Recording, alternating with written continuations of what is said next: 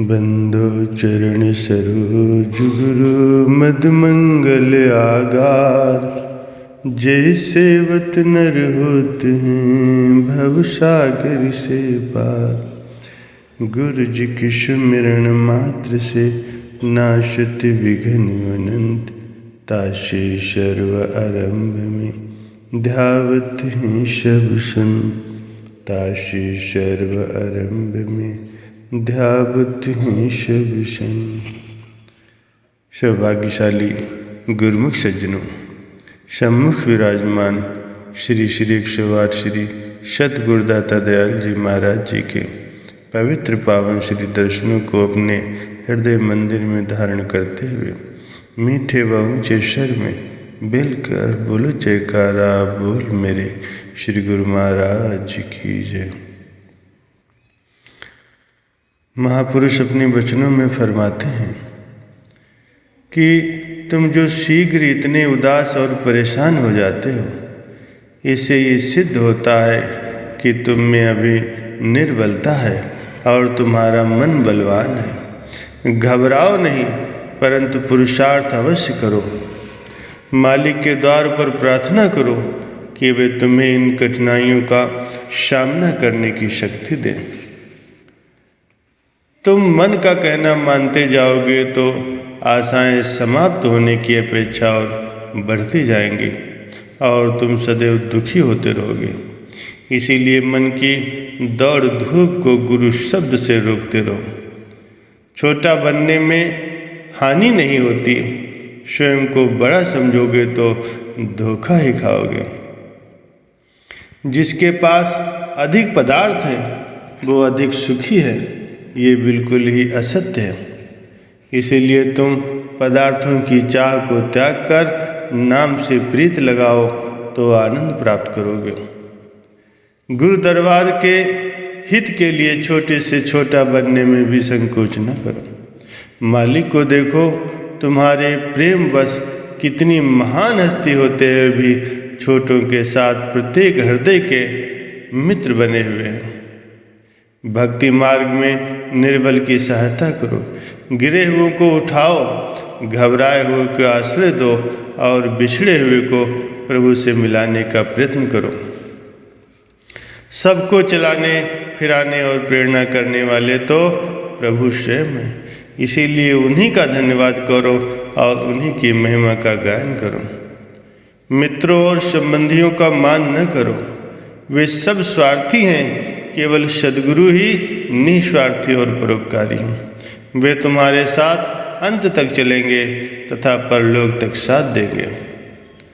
दूर से दूर की जानने वाले चतुर और सयाने अथवा बुद्धिमान संसार में अनेकों हैं, परंतु प्रत्येक मनुष्य अपनी सयानापन और बुद्धिमत्ता चतुराई से भक्ति का धन प्राप्त नहीं कर सकता। इसीलिए तुम विनम्र होकर चलो तो तुम्हें सच्चा लाभ प्राप्त होगा। अपने से अधिक नम्रता निष्काम भाव से सेवा करने वालों को देखो तो अहंकार का रोग तुम्हें स्पर्श नहीं करेगा। अधिक तथा व्यर्थ की बातें न करो। आज जिसे मित्र समझकर दिल का हाल सुना रहे हो, कल वे ही शत्रु बनकर तुम्हें दुख देंगे। जितना सांसारिक व्यक्तियों से अधिक संपर्क रखोगे, उतना ही अंतर्मुखता से दूर होते जाओगे। चतुर या चालाक के रूठने से भयभीत नहीं होना चाहिए। भय हो तो केवल एक मालिक का हो कि कहीं वह रूठ न जाए। जो भी तुम्हारे साथ प्रेम करता है, उसके प्रेम को प्रभु की भेंट कर दो, क्योंकि जब तुम अपना उत्तरदायित्व संभालने में ही असमर्थ हो तो दूसरों का भार कैसे उठा सकोगे। सबसे अच्छी संगत सच्चे संतों की है या उनके उत्तम सेवकों की है, जिनके भीतर नाम मात्र को भी अहंकार नहीं है। व्यर्थ हंसने बोलने में समय व्यतीत करने में सच्ची खुशी नहीं है और न इस प्रकार समय की पूरी सार्थकता ही कही जा सकती है। किसी से इतना घनिष्ठ संबंध न रखो कि वह बिल्कुल बेअदब बन जाए। स्वयं छोटे बनकर बड़ों की आज्ञा के अनुसार चलोगे तो निश्चिंत ही तुम्हारा जीवन सुख में व्यतीत होगा। जीवन में जितनी बार भी विजय पाई है नम्र भाव से ही पाई है। यदि सच्ची मुक्ति व स्वतंत्रता चाहते हो तो महापुरुषों की आज्ञा में रहो। व्यर्थ अभिमान में आकर के स्वयं को कुछ समझोगे तो इससे ये निश्चित होता है कि तुम अभी गुरु कृपा के पात्र नहीं बने हो। चाहे कितने भी बड़े अथवा गुणवान बन जाओ, पर फिर भी रूहानी रहबर के सम्मुख विनम्र ही रहो। तुम्हें विदित ही नहीं होगा कि भीतर ही भीतर अहंकार का गुण तुम्हें खोखला बना देगा। रहबर प्रसन्न होगा तो समय पर चेतावनी देगा और तुमको सुरक्षित रखेगा। अधिकतर लोग भक्ति मार्ग में थोड़ा ही आगे बढ़ते हैं कि मान सम्मान और उनका मन अहंकार उसमें बाधा डाल देता है। यदि पूरा जन्म ही उसमें उलझे रहे तो ये कितने खेद की बात है। ये मत सोचो कि मैं भक्ति मार्ग में बहुत आगे बढ़ गया हूँ। अहंकार आते ही पतन हो जाएगा। अभी तो ये मार्ग बहुत लंबा और अति सूक्ष्म है। सद्गुरु के द्वार पर क्षमा मांगो और सदा ही कृपा की याचना करो तो आगे चलने का मार्ग निष्कंटक हो जाएगा। कई लोग सदैव अप्रसन्न रहते हैं और किसी न किसी की शिकायत ही करते रहते हैं। उन्हें ये ज्ञात ही नहीं है कि हमारे भीतर रूहानी कमजोरी है। पहले उसका उपचार करें। पहले तोलो और फिर बोलो। ऐसा नहीं करोगे तो जीवन विष रूप बन जाएगा। जो अपनी मत के अनुसार चलना चाहते हैं वे ऐसे ही साथी की भी खोज करते हैं।